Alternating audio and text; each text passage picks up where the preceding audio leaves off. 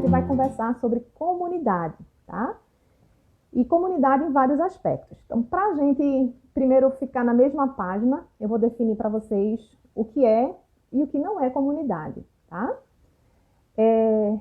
Então, primeira coisa, se vocês tiverem algumas perguntas, vocês podem ir colocando, tá? Eu coloquei uma caixinha de pergunta, a Larissa já respondeu, mas se vocês tiverem alguma dúvida, vocês podem colocar nessa caixinha de perguntas que ela tá, para mim ela tá habilitada, tá? Se vocês tiverem dificuldade de colocar nessa caixinha de perguntas, numa interrogaçãozinha que tem do lado dos comentários, vocês podem pôr no comentário também, tá bom?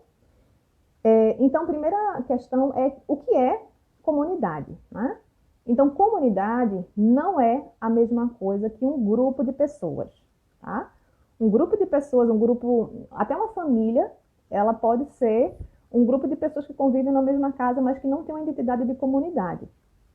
Ou seja, frequentar uma mesma igreja, frequentar uma vizinhança, ou frequentar uma escola, por exemplo, não significa que a gente tem as características que fazem daquele grupo de pessoas uma comunidade, tá?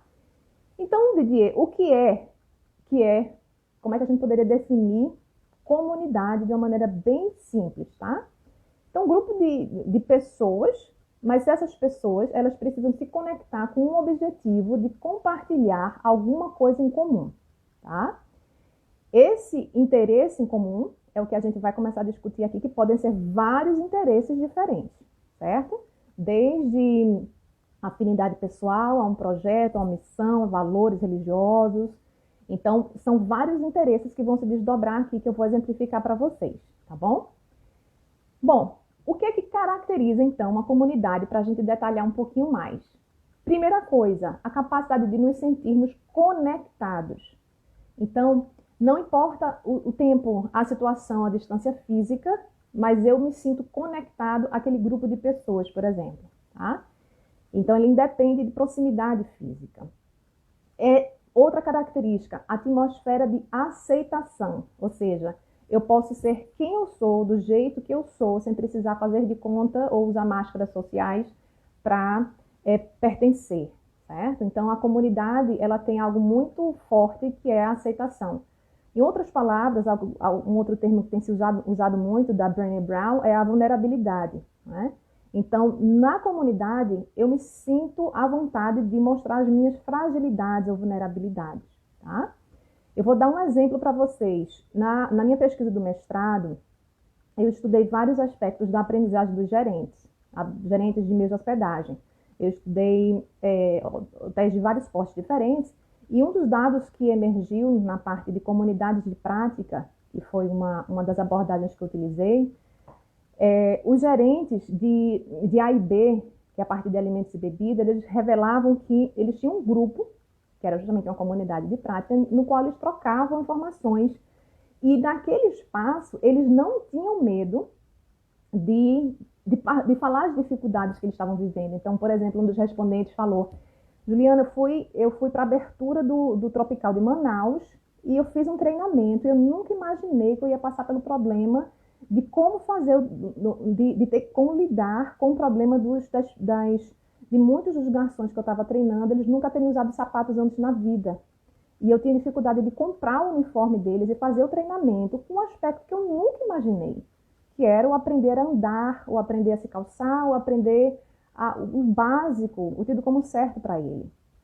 Naquela comunidade de outros gerentes de A e B, ele não se sentia julgado de colocar essa dúvida. Eles se comunicavam, acho que, não sei se por e-mail ou por mensagem na época, não era nenhuma tecnologia mais moderna, mas ele não tinha vergonha, ele não tinha medo, ele não tinha receio de compartilhar aquela dificuldade. Mesmo ele sendo um gerente com 20 anos de carreira, era um grupo de gerentes que estavam todos no mesmo nível hierárquico, mas em empresas diferentes, que se conheceram em momentos diferentes da vida. Então, não eram gerentes de A e B com gerentes gerais, por exemplo. Eram todos gerentes de A e B. Então, esse aspecto de se mostrar como a gente é, as nossas dificuldades, os nossos desafios, isso faz parte da comunidade. Então, se vocês começarem a pensar a partir dessa conversa, um espaço em que você pode mostrar quem você é, mostrar suas vulnerabilidades, fragilidades, dificuldades, medos, isso é característica própria de uma comunidade, seja online ou seja offline, tá? Valores em comuns também é outra coisa importante. Então, que valores em comuns? Pode ser valores ligados à religião, pode ser uma missão social, pode ser uma questão política, tá? Então, os valores em comuns, muitas vezes eles norteiam um determinado grupo, que seria se tiver essas características, pode ser denominado de uma comunidade, tá? Então, sem valores em comuns, ou sem uma missão em comum, sem um objetivo em comum, é difícil a gente ter uma comunidade também, tá? Confiança no outro, sentimento de pertencimento, ou seja, eu sou ativo, eu não sou passivo, eu sou ouvido. Aqui eu vou dar um outro exemplo. Se você frequenta uma igreja, por exemplo, de qualquer denominação que seja, e você vai regularmente, tá? Frequenta, mas você não se envolve diretamente, você não é ativo naquela comunidade ou na sua vizinhança, e você pensa em dar uma opinião naquela igreja que você participa, mas você não tem coragem, você não sente abertura, seja porque a comunidade é muito tradicional, muito fechada, seja porque você não conhece o padre ainda, ou o pastor, porque você está chegando naquela comunidade. Então, você só vai realmente se sentir como parte daquela comunidade, nesse exemplo, uma religiosa, no momento em que você tiver uma postura ativa, ou seja, você participar, você der a sua opinião, você contribuir com aquele crescimento daquela comunidade. Então, eu frequentar uma denominação religiosa, qualquer que seja, com frequência, não me faz necessariamente fazer parte daquela comunidade religiosa, certo? Eu precisaria ter esse aspecto que eu acabei de falar, ok? Uma outra questão, confiança um no outro, ou uns nos outros, sentimento de suporte, ou seja, se eu preciso de ajuda, eu sinto que eu posso perguntar, eu posso pedir conselho, seja religioso, seja naquele grupo dos gerentes de minhas hospedagens, seja os meus outros colegas estagiários. Então, Jacinta, por exemplo, que já viveu dentro de uma comunidade religiosa, né? Ela sabe isso. Então, se eu não tiver suporte, eu não tenho um espírito da comunidade também. O empowerment, que seria empoderamento, né, em português, é no sentido de que eu me sinto empoderado, me sinto com o poder de fazer algo maior do que eu mesmo individualmente. Então, algo que eu não faria sozinho, eu consigo fazer quando eu estou numa comunidade. Isso para o bem ou para o mal, né? A gente pode ter pessoas que se juntam com propósitos nobres ou não, mas as comunidades que são fortes, elas têm esse senso de que em grupo, juntos, nós somos mais fortes do que individualmente, tá? Então, essas são as características principais que a gente poderia citar. E como a Jacinta falou, de fato, eu só me sinto pertencida quando fui capaz de expor os meus sentimentos e a minha realidade, né? Então, isso é super importante, tá? Uma outra pergunta também que a Larissa fez mais cedo para mim, ela perguntou o seguinte: como estimular a colaboração? Então, parece banal falar isso, mas uma das coisas mais importantes para a gente conseguir a colaboração, a participação das pessoas na comunidade, é literalmente a gente perguntar claramente, convidar claramente as pessoas a participarem ativamente de uma comunidade. Vou dar um exemplo mais recente que eu vivi aqui em Victoria, onde eu estou morando no Canadá. Nós achamos uma paróquia em que o padre é brasileiro. Nós chegamos em dezembro, aqui na cidade, finalzinho de dezembro, pertinho já do Natal. Então, nós começamos a frequentar no primeiro domingo de janeiro, que foi o aniversário da minha filha. Ao terminar a missa, o padre, depois que cumprimentou, todo mundo estava saindo, veio cumprimentar a gente, percebeu que a gente era novo na igreja. Ele sempre fica no final da igreja acolhendo as pessoas que são novas. E um amigo nosso nos apresentou a ele, apresentou a outros casais, e assim foi.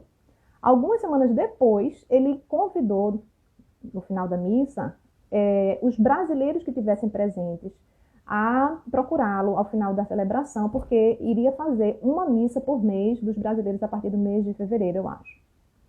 Então, a postura de convidar, de explicitamente dizer, quero a sua participação, venha conosco, isso faz diferença.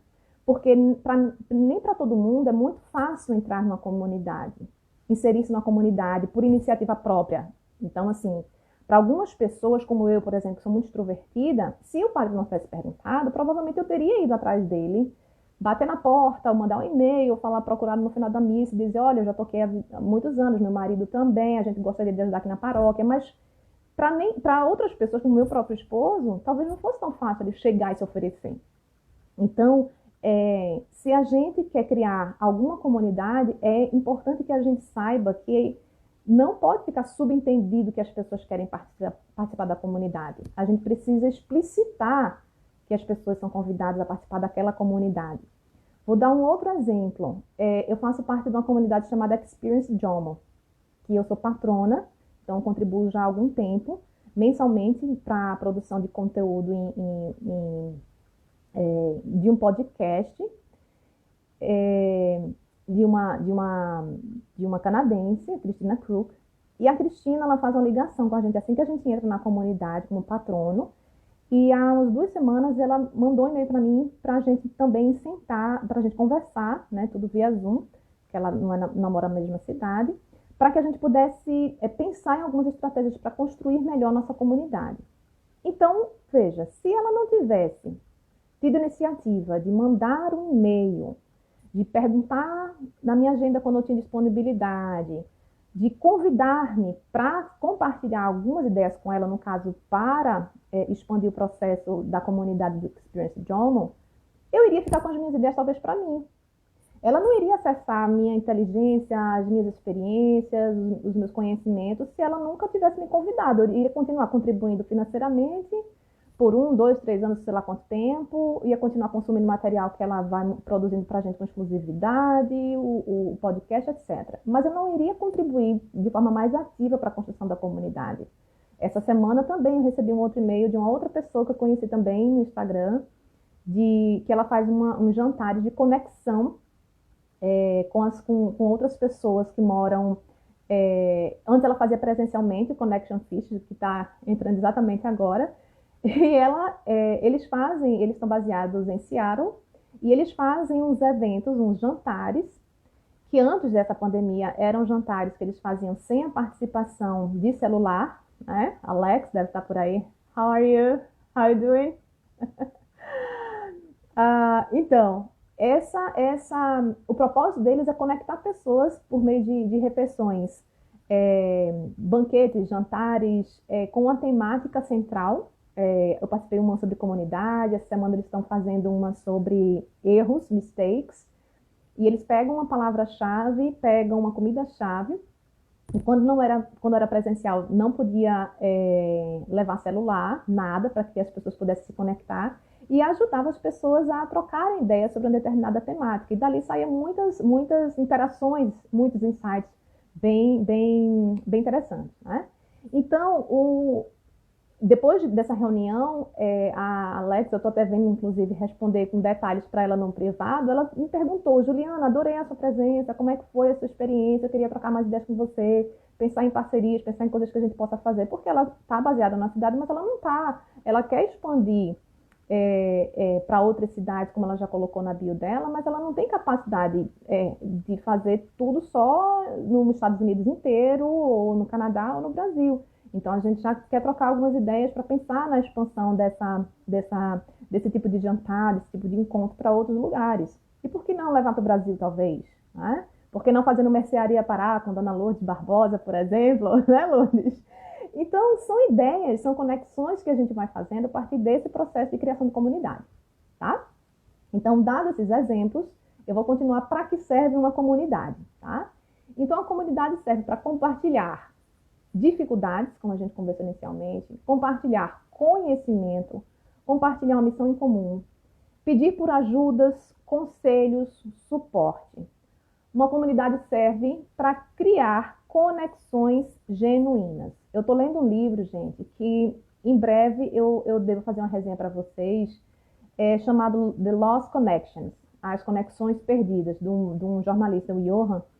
Ele se aprofunda muito em pesquisas, em dados de várias áreas de conhecimento, desde psicologia social, de medicina, de sociologia, para explicar as causas sociais que estão por trás da ansiedade e da depressão. E, já dando um spoiler, o que ele descobriu é que uma das causas mais já comprovada cientificamente, que é a raiz, na verdade, da depressão e da ansiedade na nossa sociedade, esse boom que nós tivemos, principalmente nos países desenvolvidos, está relacionado diretamente à perda da conexão que as pessoas têm. Conexão consigo, conexão com a sua comunidade, conexão com trabalho significativo, conexão com várias dimensões da nossa vida, não conexão apenas com as outras pessoas, tá? Mas a conexão genuína é o que faz, é como se fosse o eixo central do que faz uma comunidade ser uma comunidade. Seja ela religiosa, seja ela de uma missão, seja ela de um projeto profissional, tá? Então, essas conexões genuínas, elas servem para gente, elas podem ser feitas por conta de afinidades, então você pode ter uma comunidade a partir de pessoas que têm personalidade, forma de pensar e enxergar a vida em comum, por valores em comum, como honestidade, alegria, como é a Experience Jomo, a gente tem o valor do joy, transparência. Você pode ter uma comunidade com objetivos profissionais em comum, como foi o exemplo que eu falei para vocês, que eu estudei no mestrado, né, do gerente de alimentos e bebidas. Então, era um objetivo profissional. Não era um objetivo financeiro, não era um objetivo missionário, nem social. Era profissional. Mas eles conseguiam ter todas as características que a gente conversou sobre uma comunidade. Vulnerabilidade, pedir ajuda, pedir conselho, assim vai. Tá? E propósitos em comum. Então, são essas características que fazem uma comunidade, certo? Eu coloquei também aqui 3 tipos de comunidade, além das que eu já citei para vocês, on, off e híbrida. O que será isso? Tá? Offline, que a gente pode citar, por exemplo, é se você frequenta alguma igreja, alguma associação de pais, uma escola, se você frequenta alguma comunidade presencial, tá?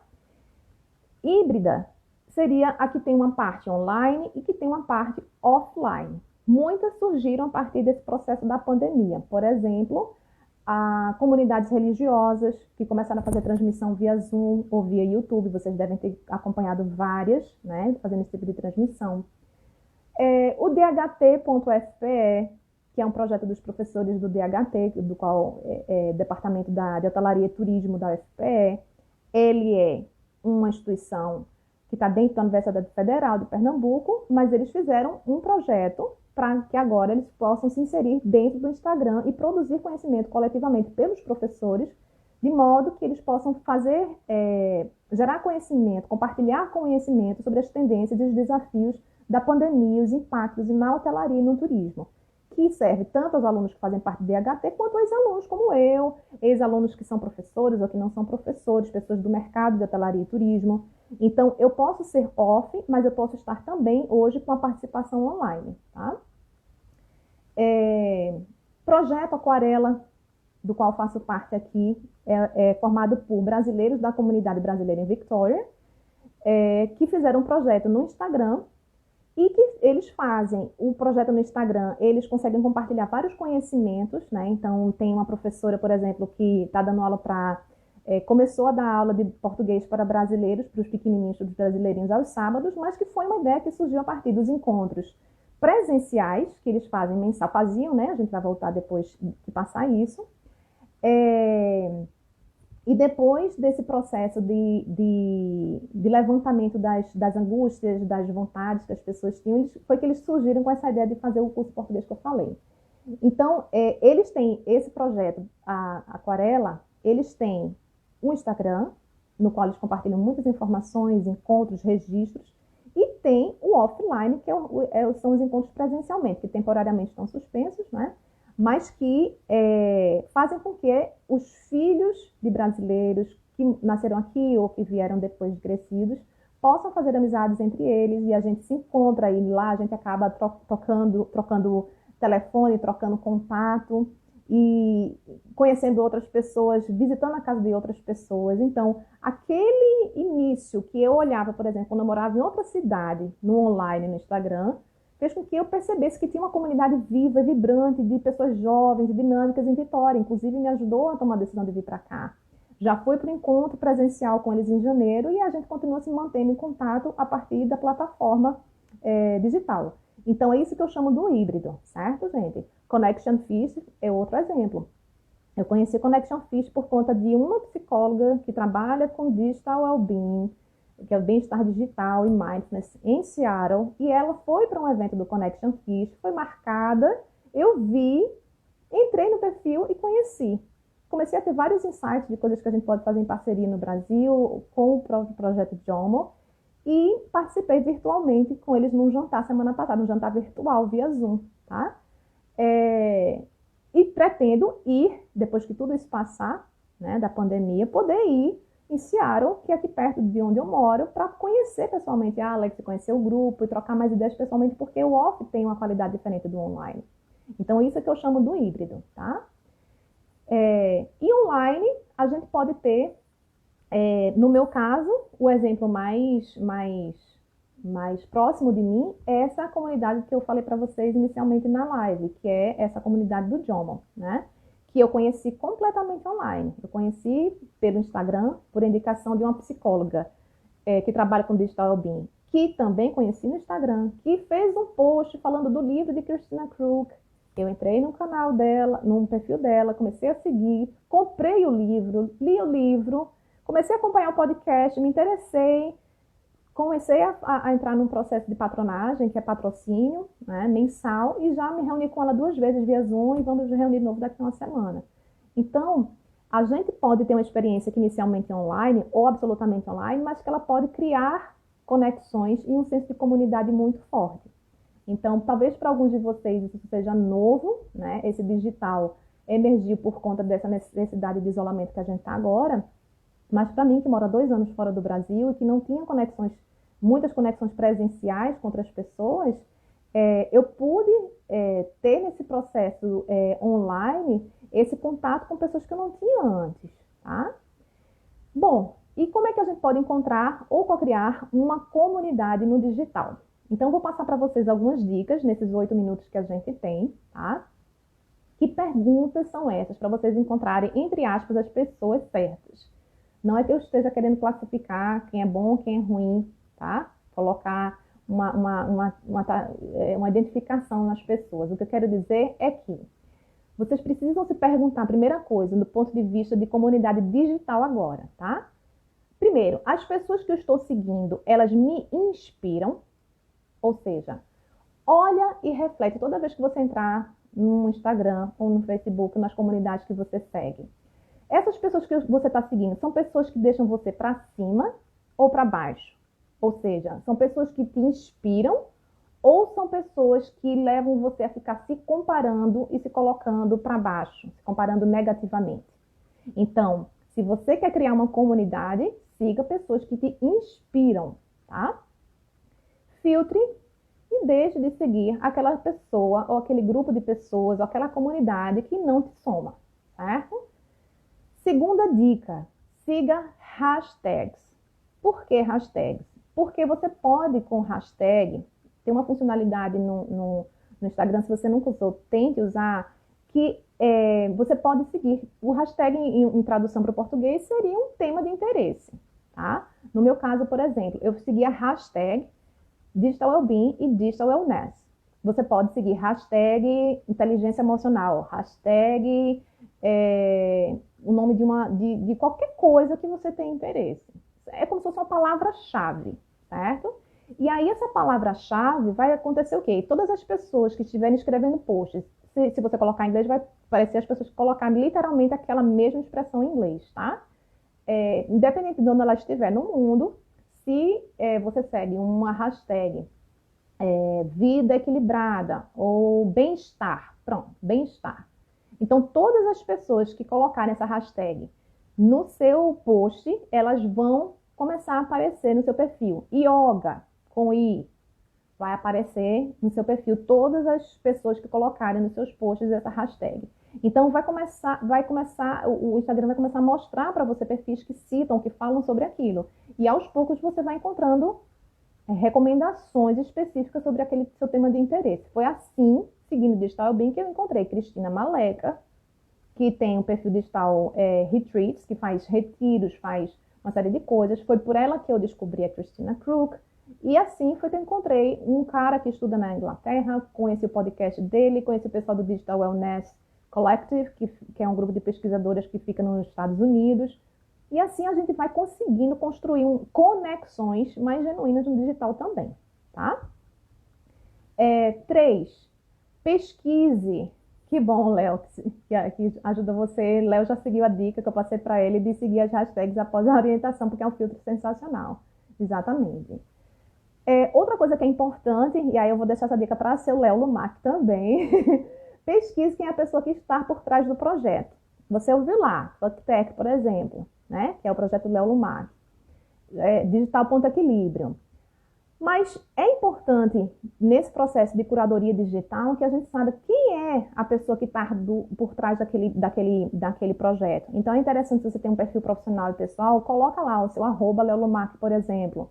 No meu caso, eu tenho só o profissional. Mas é importante que, de alguma forma, a gente facilite que as pessoas encontrem a gente e que as pessoas entendam quem é aquela pessoa no mundo real. Eu sou especialista em direito digital, no caso do Léo, sou professora universitária, tá? Então, a gente precisa mostrar ao mundo digitalmente quem somos nós nesse processo. Quais são as credenciais ou histórico? Então, hoje a gente tem o nosso grande conhecido Google, que pode nos ajudar a saber quem é aquela pessoa. Credenciais, que eu quero dizer entre aspas, é um psicólogo, é um pedagogo, é um professor, é um médico, né? Eu recebi uma pessoa seguindo o meu perfil que tinha um e-book para baixar, que era guia sobre não sei o quê. Eu não vou nem falar o título. E aí era assim, tipo, resolva a sua vida lendo esse e-book. Era sobre, acho que, ansiedade e depressão. Tinha um e-book lá para você baixar. Mas, gente, você olhava a bio, você olhava a página de captura de e-mail, você via os 6 posts, que eu acho que tem pouquíssimos posts, estava começando, não tinha uma foto da pessoa, não tinha uma informação sobre a credencial profissional daquele ser humano. Eu digo, como é que alguém baixa um e-book, faz um curso online com uma pessoa sobre ansiedade e depressão, sem a pessoa nem dizer o que é na fila do pão?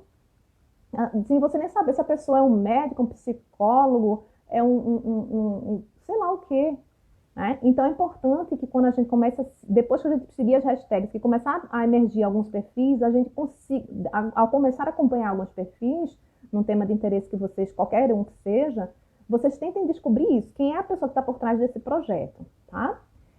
Tem outras fontes de informação sobre o projeto ou sobre a comunidade, além de um perfil. Por exemplo, tem um link externo para um canal no YouTube, tem um link externo para uma página, um velho bom site que diga qual é o projeto da pessoa. Se você entrar no Experience John, por exemplo, você vai ver que Cristina é uma jornalista, que ela tem um livro escrito sobre isso, as conexões que ela tem com pesquisadores, com outros jornalistas, os podcasts, etc, etc. Então, você começa a formar uma imagem da credibilidade, ou não, se vale a pena ou não você seguir aquele perfil, porque você entendeu quem é a pessoa, qual é a credencial dela sobre aquilo dali, tá bom? Então, tem que ter muito cuidado pra gente não comprar gato por lebre na internet, tá, gente? Quais são as outras pessoas que seguem? Pode ser um referencial também. Depois que eu comecei a seguir a Cristina Crook e a Cristina Maleca, que é do Digital Mindfulness Retreats, eu comecei a seguir outros perfis por conta de estar seguindo elas duas, por conta de estar seguindo a hashtag Digital Wellbeing, que é um ponto em comum entre a gente, Digital Wellness. E aí você começa a ver, quando você entra no Instagram de outras pessoas, se Cristina está seguindo, por exemplo, se outras pessoas estão seguindo, que fazem parte daquela comunidade inicial que você fez a curadoria, é um bom indício, concordam? Porque se as duas Cristinas seguem, talvez tenha algo de bom. Eu vou dar uma olhadinha nesse perfil para ver se vale a pena seguir. Então, olhar as credenciais a partir de quem também segue em comum com você consegue ver depois da bio, né?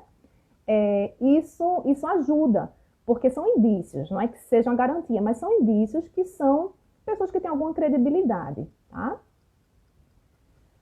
Quarta dica, envolva-se, tá? Ou seja, siga, comece a seguir se você sentir confiança, se engaje, compartilhe, no entanto, sempre dando os créditos, porque já aconteceu comigo, no meu perfil, de gente que me seguiu, no dia seguinte postou algo sobre infoxicação.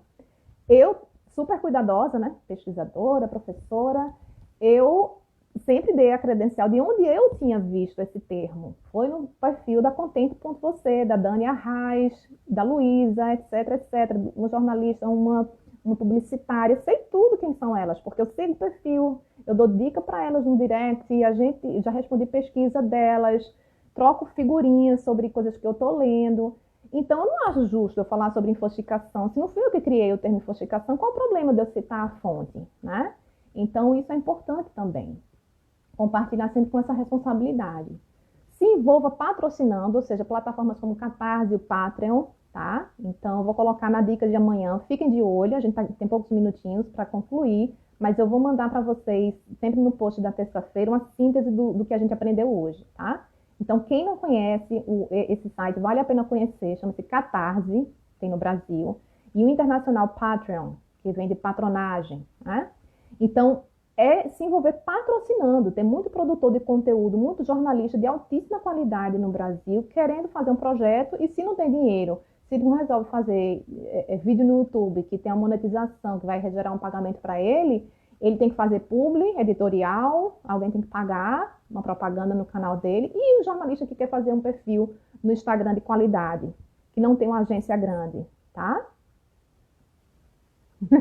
Isso aí, Betânia, exatamente. A gente tem que ser desconfiada no mundo digital, sim. Então, é interessante que a gente pense, se eu quero conteúdo de qualidade na internet, se eu quero criar uma comunidade, ou se eu quero, se eu não quero co-criar uma comunidade, mas eu quero me engajar na comunidade digital, por que não eu patrocinar financeiramente aquele produtor de conteúdo? Porque produzir conteúdo dá trabalho, eu estou fazendo um simples Instagram e eu sei o trabalho que dá. Imagina você escrever com um volume maior, você ter um blog, ou você ter um podcast, tá? O de Cristina Krug, o Jamocast, é 100% patrocinado pelos patronos. É coletivamente patrocinado. E isso é só um dos elementos da comunidade, né? Então, é importante no digital que a gente entenda isso. Que produzir conteúdo tem um custo de tempo e custo de um profissional, ou de vários profissionais por trás, engenheiro de som, designer, estratégia de marketing. Então, é importante a gente ter consciência. Se eu não quero criar ou co-criar, eu posso participar ajudando a fortalecer comunidades que já existem no digital de alguém que quer colocar a voz no mundo, que você tem alguma identificação, tá bom? Se envolva compartilhando seu conhecimento, as suas fontes.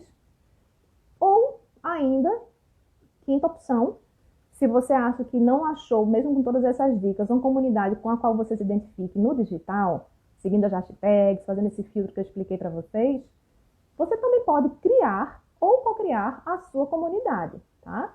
Meu exemplo no Digital Equilibrium, por exemplo, eu li muita coisa, eu acompanhei durante alguns meses, eu fiz um curso online de Digital Wellbeing na Universidade de York, fiz um curso de criatividade, até que chegou num ponto que eu fiz um processo de coaching e eu descobri que eu tinha que tomar coragem para começar a colocar as caras e começar a escrever no Instagram, mesmo sendo algo, uma linguagem muito nova e diferente para mim, que vinha da academia, né?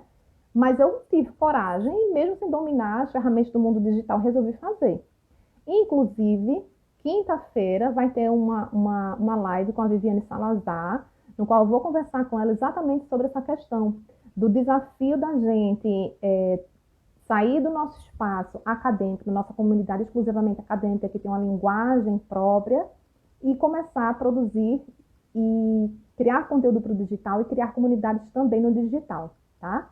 E criar comunidades, no caso do DHT, comunidades híbridas. Tá? Então, a gente vai trazer 2 comunidades que ela ajudou a criar no digital, no Instagram, e a gente vai compartilhar quais foram os desafios que ela passou nesse processo, tá? Então, esses exemplos a gente vai... Eu não vou explorar tanto hoje, vou deixar para a gente conversar na quinta-feira, na live com ela, mas são exemplos, né, de cocriação de uma comunidade. Eu sou professora, eu tenho outros colegas, pode ser que meu departamento inteiro não queira fazer, mas ela resolveu fazer, e os outros depois se engajaram, né? O Rango em Casa, que também foi um projeto do DHT, o Ruba Educati, que foi um outro projeto de um grupo de professores de educação, né? Que começou no offline, porque foi uma iniciativa institucional da Diretoria de Inovação da FPE, mas hoje estão com presença no Instagram, né? Por conta desse contexto de pandemia, né? Então, gente, é isso, são essas dicas que eu trouxe para